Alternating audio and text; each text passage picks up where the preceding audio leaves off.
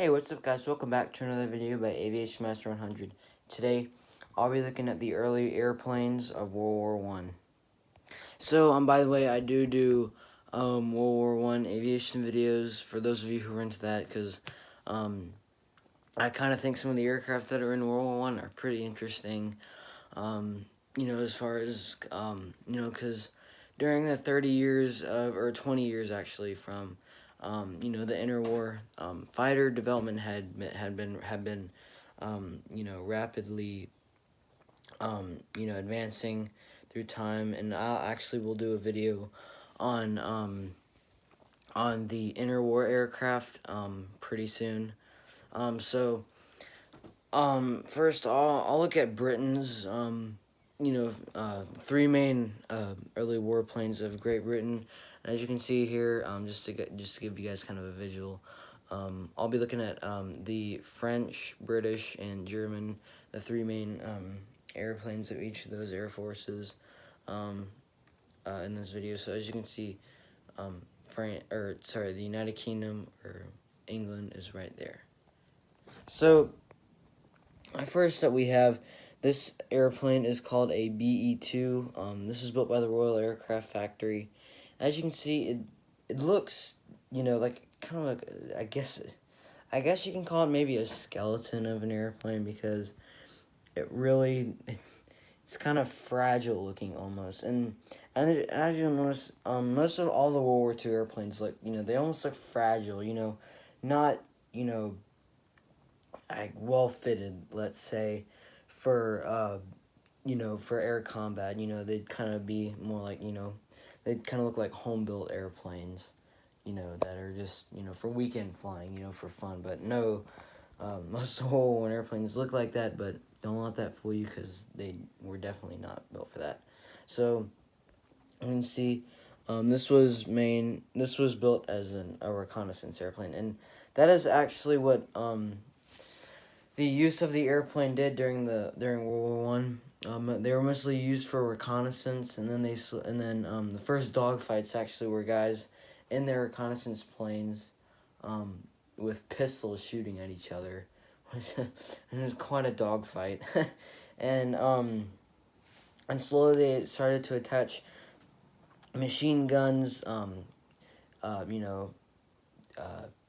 rifles, caliber, those Lewis guns were attached on a lot of them. During the Great War, rifle caliber weapons, those sort of things. But anyway, next thing you see, the next airplane that you see on this list is called a Sopwith tabloid. It was actually a fast, kind of a general purpose, airplane. And then, next up you see here is actually, this is a Fairman S7 Longhorn. This was a trainer. And as you can see, it kind of resembles a Wright Flyer almost, with that skeleton kind of a look, to that airplane. Very fragile, like I said before. So now, I'll go to Germany, and Germany's right there next to France, and Poland are in between those two. So, I'll be looking at two of Germany's first main warbirds, and first you see here is a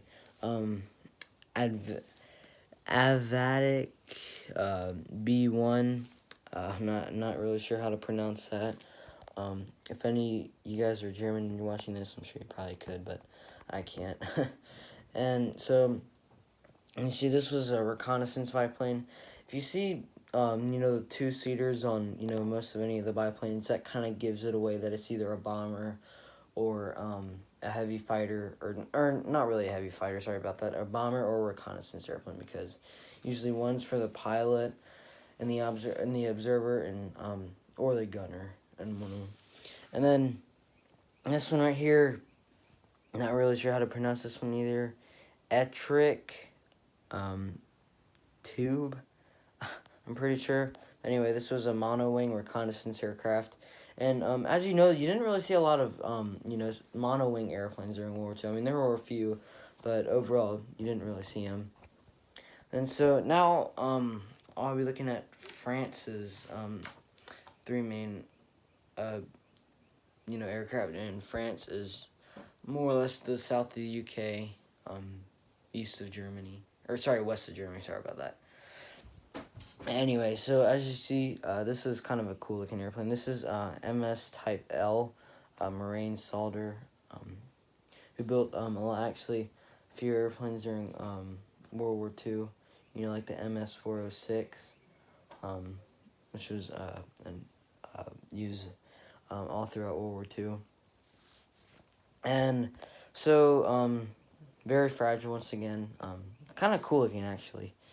And then, this is another airplane built by Moraine Saldner near, I don't know, MS, I just say MS, Type N. And this is actually a monowing airplane. And actually, one interesting thing about this airplane is, you can see the gun is behind the propeller, but as you can see here, those little metal slabs that you see on the propeller are actually to deflect bullets so they don't shoot off their own propeller.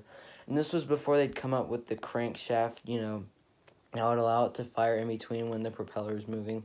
But anyway, that was to deflect the bullets from shooting the propeller off. So obviously that's important because you need the propeller to fly. But thought that was really interesting. Again, this is also a monowing airplane, one of the very few. And next, this is a Vozian, I'm pretty sure, Type 3. This was it was a slow, but apparently it was very sturdy, and it was a bomber. Definitely not a fighter. Definitely not a fighter, just for that matter. So, that is about it for this video. I'll be doing some more World War I airplane videos because I always think those World War I airplanes are quite interesting. But thank you for watching. Be sure to subscribe. Tell all your friends, fellow history buffs, aviation enthusiasts. And by the way, I'll be coming out with another gameplay video sometime soon because apparently those seem to be my biggest hits. As far as my video collection is. But thank you for watching. Be sure to subscribe, rate, and share. And I'll see you in the next video.